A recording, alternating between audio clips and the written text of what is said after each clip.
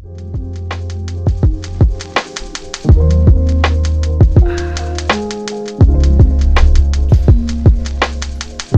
check, mic check.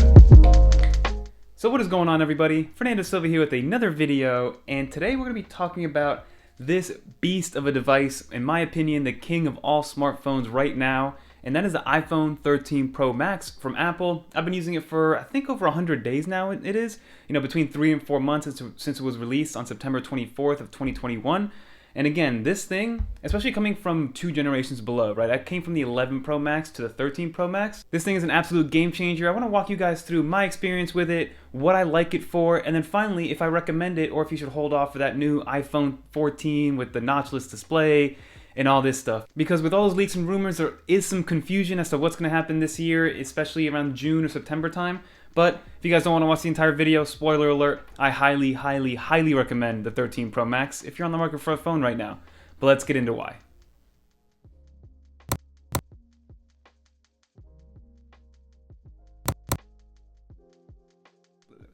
So before we get started on the iPhone 13 Pro Max, long-term review, I do want to talk about the accessories that I use on it every single day.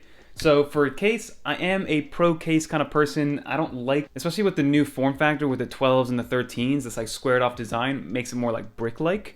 So it feels like if it does hit the ground, it's going to be a bad, ground collision. But I always like to have a thin case. So I consider my cases that I use almost more like skins with a little more protection. So I've always used Pitaka. This is their Mag Easy 2 case, and there's 2 reasons why I like it. So one is for the actual thinness. This is one of the thinnest cases that you can get out there. This one and then maybe Peel, they make some really thin cases.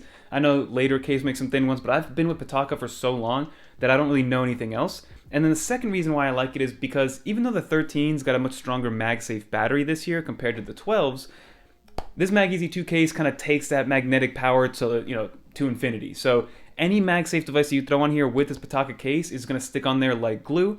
And to talk about my MagSafe product of choice, I've been going between the Andar wallet, but then recently I got this one by Moft. And the reason I've gravitated toward this one a little bit more is because of the functionality. So yes, it's a MagSafe wallet, so I do fit up to 3 cards in here. You can probably fit a 4th one if you want. So I like that it's dual purpose. So it's an actual stand and a wallet, and the stand actually works in multiple ways. So you can do it straight up, kind of like a TikTok situation. You can do it landscape, and then you can even do it kind of like in TV mode, where you can still do it landscape, but it's elevated a little bit more, which is actually perfect for when you're cooking and you're following a recipe and things like that. So those are the 2 things that I have on me at all times. And then I am always team screen protector. So I have a Banks glass screen protector on here that covers everything from the screen to the bezels and everything in between. So again, we got screen protector, Pitaka case, and then the Moft wallet in here. Those are the 3 things that are always on my iPhone 13 Pro Max. So there are 3 main things that Apple did with the iPhone 13 lineup and with their iPhones overall that really kind of set it apart from last year's model.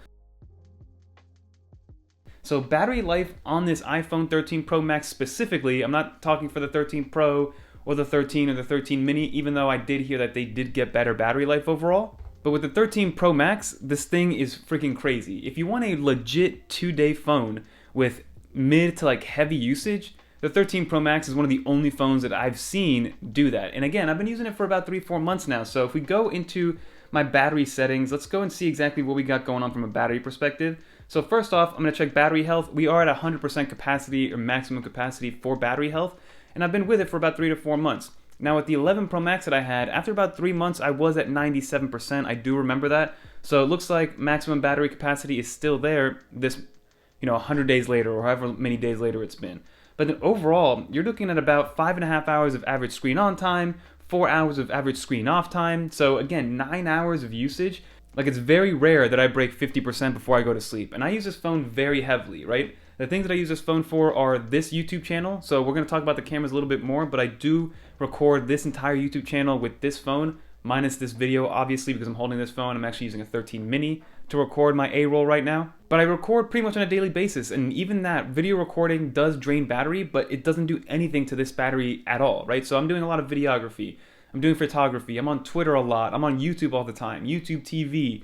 I'm answering emails, answering text messages, editing some photos every now and then, taking a bunch of photos for personal and for, social use. So this thing gets a lot of usage. Oh, and I can't even forget about the games that I play. I play Retro Bowl. I play Marvel Strike Force. So there's a bunch of games that I like to kind of play around with at least once, so on a daily basis I do play for a little bit. I'm not saying that I'm standing there for 3 hours playing a game on my iPhone, but for about 20 to 30 minutes a day I do like to put a little time into my Marvel Strike Force and my Retro Bowl games because I absolutely love those games. Highly recommend them if you guys are looking for a pastime on an iPhone for some mobile gaming. So like I mentioned, I wake up around 6 a.m. and it doesn't hit the charger again until about midnight that next day, so that's 18 hours without me plugging in. And I finish the day with about 40 to 50% battery, which means with light use, I could probably extend this to about 3 days, at least 2 days, but with light use, maybe even 3 days if I'm not really using it too much, maybe if I turn off 5G. And that's another thing, I'm not turning off 5G, I don't turn off that ProMotion display, so there's nothing that I'm really doing to help out my battery life, but it's still an absolute killer when it does come to battery performance. So reason number one why this thing is a king of all smartphones is battery life, everybody. So now let's talk about reason number two why this thing's an absolute beast. And it has to be the screen. So the screen itself, from a specification standpoint, it's got everything you would need, right? The 2 million to 1 contrast ratio, the 120 hertz ProMotion OLED display that's in there, 6.7 inch Super Retina XDR display, that 1200 nits of peak brightness. So all these numbers, what all these numbers mean is just that this screen is freaking amazing, right? Apple finally brought ProMotion. I know a lot of Android users are going to say Apple's like 17 years late to be doing 120 hertz. And again, they're only doing 120 hertz on the Pro level one, so the 13 Pro and the 13 Pro Max, not on the 13s. But what that ProMotion does is it really makes your experience with the phone, with the screen, you can have a tangible difference with how you're interacting.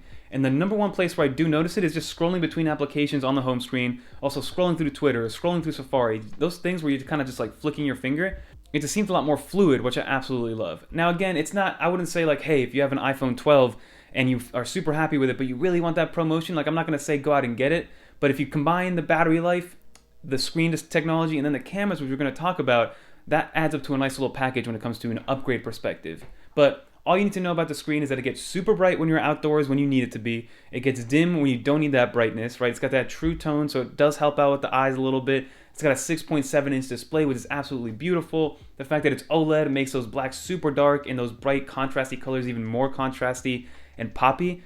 So overall, viewing content on this thing is absolutely amazing. And like I said, I do everything from consume content on YouTube and Netflix to write tweets, scroll through Twitter, iMessage, you name it, right? Writing emails, getting some photo edits done on the go, taking pictures, because yeah, when we take pictures, they come out great, but we need to be able to view them on an amazing screen to really see exactly what's going on in that image. And again, this iPhone screen, if you get rid of the notch, yes, I know that the notch is still pretty ugly, even though they did minimize the notch, I think by about 20%, so not too much, and you really don't notice it unless you go with the Pro Max model, because if you go with the mini model, then that notch is still going to be pretty prevalent.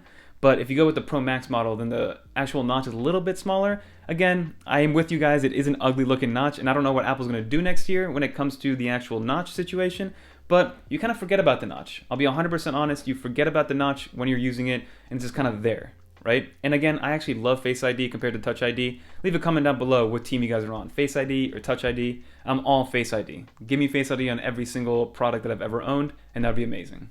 So all you need to know is that the screen is an absolute beast, and then mending that and matching that with the iOS experience and how fluid it is with that A15 chip and the 120 hertz ProMotion and that 1200 nits of brightness and the OLED and the XDR, it's just a recipe for something amazing, and that's what it is, guys. That's what it is. And then the last thing we're going to talk about when it comes to those three main things is the cameras.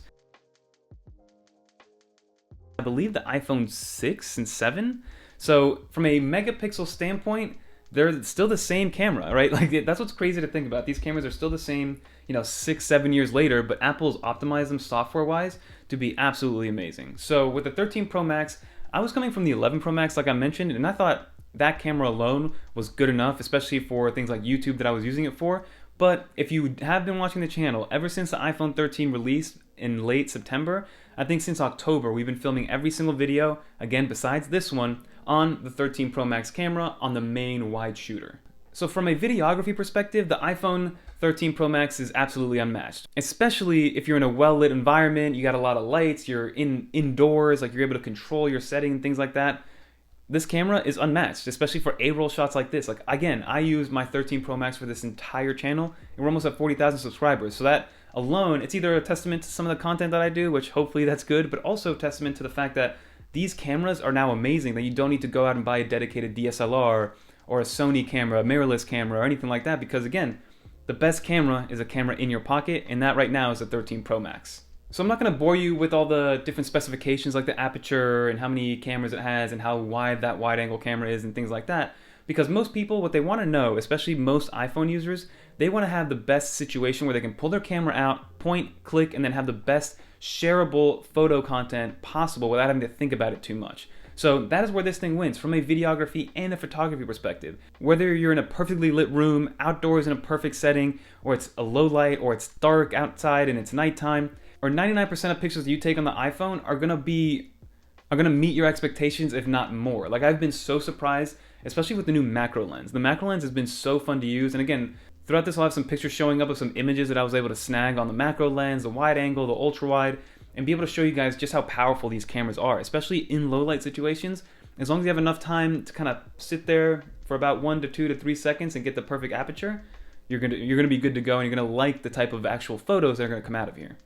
But if you do want to know about some of the cool things they added, so my favorite new feature has to be cinematic mode. So it's that new way to focus and autofocus on different points of view inside of the actual screen. So you can focus on something that's a lot closer to you versus something that's a lot further from you, and then vice versa. But it's all done with computational photography versus the actual like size of the lens, which is what most cameras have dealt with since the beginning of time. And then also you have some new color profiles, which I personally haven't even played with, but you can kind of dynamically change what your color profile is going to be like to match whatever setting you want, and those are saved into the actual photo and into the software, so it's done like at a raw level for anybody who even knows what that is, which again, for me, I only know like the surface of what raw photo files are. So that is pretty much going to do it for this video, everybody. Like you saw, the three main things that I wanted to talk about with this iPhone are the camera quality, the screen quality, and then the battery performance. I didn't even talk about like the iOS and iPadOS and macOS, you know, perfect walled garden where I use AirDrop for everything and my workflow, and the reason why, and another reason why I use these iPhone cameras. Yes, the main reason is that they're easy to use, they're already in my pocket, but then second is the workflow, right? I could just video record on whatever iPhone I'm using right now, then AirDrop it right to my iPad, edit it within LumaFusion, export it directly from LumaFusion right into YouTube, and then do all my actual administrative work on there, like the description and the tags and things like that. So the workflow is very, very simple versus getting a dedicated shooter where I have to make sure I have the right SD cards in there. I got to make sure the SD cards are wiped out and they have enough storage. Then once I'm done, I got to take the SD card out. I got to use a dongle to transfer the SD card footage onto the iPad Pro, and then it saves into my files. Then I got to move that into my actual photo gallery, and then I can use it into LumaFusion. So there's a lot of steps that I'm avoiding just by using this 13 Pro Max as my main camera, and I actually got a secondary camera, which is this 13 Mini, to use for like top-down shots and more B-roll shots, and to be able to actually talk about this 13 Pro Max a little bit more. So I love Apple's ecosystem when it comes to videography and being able to get that workflow done correctly. But the 13 Pro Max, even in a bubble, even if you have a Windows computer and you have an Android tablet and you have a Samsung TV, the iPhone is still amazing, right? The iPhone can still be very useful in whatever workflow you're in, whether you are all Apple or if you're not all in on Apple and you have, like I said, different products from different manufacturers and different software providers. So again, those three main things, camera, battery life, screen technology, is what sets the iPhone apart from the rest. And at this point, I do recommend it. If you guys are in the market to get a new iPhone and you guys have an older one, Apple's got a great trade-in program. I think you get up to like $1,000 off depending on which iPhone you trade in. So, and if you have an Apple card, you can pay that off over time with 0% interest. Don't even get me started with the Apple program because it's a cheat code to have the Apple card and purchase Apple products, in my opinion. But that's going to do it for this video. Hopefully you guys enjoyed. Leave a comment down below. Are you guys buying into the hype of the 13 Pro Max? Do you guys own a 13 Pro Max? Which iPhone do you own? Which one would you want to own? Is this too big for you? Because, you know, in the hand, I don't have huge hands, and it is a little bit big, especially for one-handed use. That's where the 13 Mini is really nice for one-handed use. But again, as a work phone, it doesn't get any better than this. But that's going to do it for this video. Don't forget to like, comment, subscribe. Until next time, if you made it to the end, leave a little dolphins emoji, because I'd like to know who makes it to the end. Peace. I'm out of here.